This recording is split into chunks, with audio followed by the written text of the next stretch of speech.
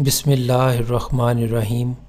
Welcome viewers, مائی نیم از شہزاد، اور آج ہم اپنے انگلش بول چال کا سبق نمبر 64 سٹارٹ کر رہے ہیں، جس کے ہر ویڈیو میں روزمرہ استعمال کے 5 فقرے شامل ہوتے ہیں جو کہ سادہ مگر کارآمد ہوتے ہیں۔ So let start the episode number 64۔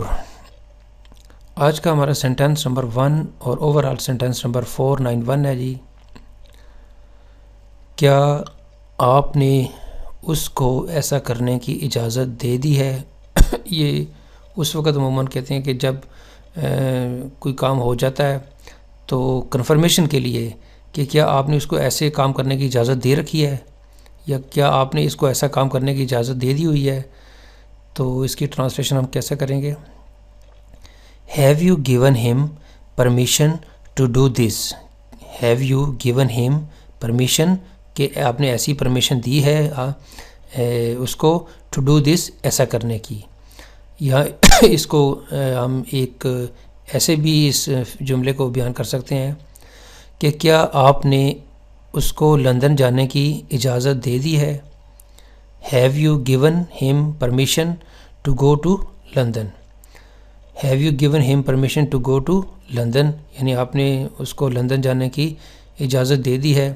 London جو ہے وہ برطانیہ کا کیپٹل ہے۔ تو ویورز، یہ جو فقرہ تھا، کیا تم نے اس کو ایسا کرنے کی اجازت دے دی ہے، یا کیا آپ نے اس کو لندن جانے کی اجازت دے دی ہے؟ Have you given him permission to go to London؟ Sentence number 2۔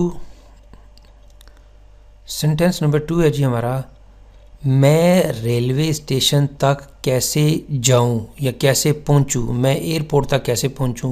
میں یونیورسٹی تک کیسے پہنچوں؟ میں سپر مارکیٹ تک کیسے پہنچوں؟ یا میں کسی بھی جگہ تک آپ جانے کے لیے کہہ سکتے ہیں جی کہ میں ریلوے اسٹیشن تک کیسے جاؤں۔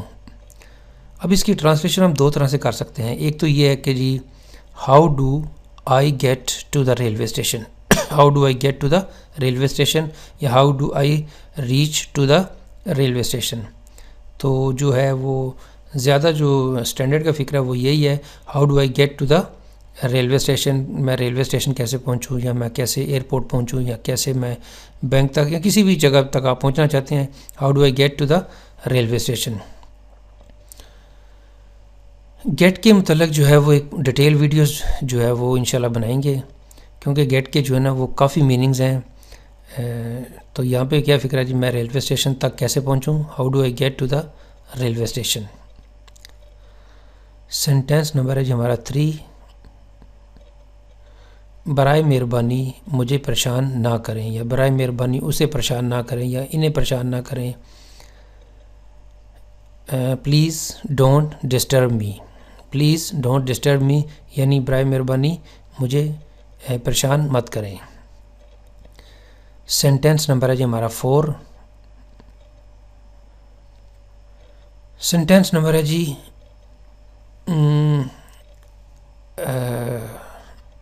بچے اسکول سے آئے ہیں تو والد صاحب نے پوچھا جی کہ بچے کدھر ہیں، تو والدہ کا جواب آیا جی وہ سو چکے ہیں۔ سمپل، وہ سو چکے ہیں، یعنی بچوں کے متعلق پوچھا جا رہا ہے تو ان کے متعلق کہا گیا جی کہ وہ سو چکے ہیں، سو چکے ہیں جی۔ They have slept, simple tense ہے، دے ہیو سلیپٹ یعنی وہ سو چکے ہیں۔ اگر یہ ہوتا کہ جی وہ سو چکا ہے، he has slept. Sentence number ہے جی ہمارا 5۔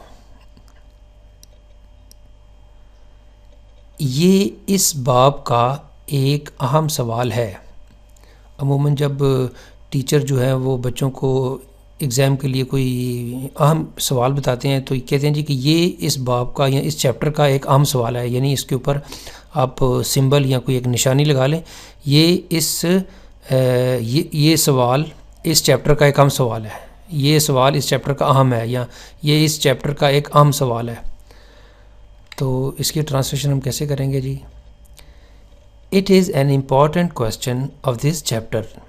It is an important question of this chapter یعنی یہ اس باب کا ایک اہم سوال ہے۔ باب جو ہے اردو کا لفظ ہے جس کا مطلب چیپٹر ہوگا۔